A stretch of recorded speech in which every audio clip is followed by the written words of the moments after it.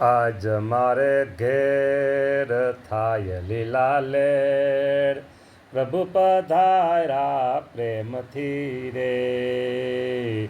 આજ મારે ઘેર થાય લીલા લેર, એ મારા વાલા પ્રભુજી પધાર્યા પધાર્યા પધાર્યા રે.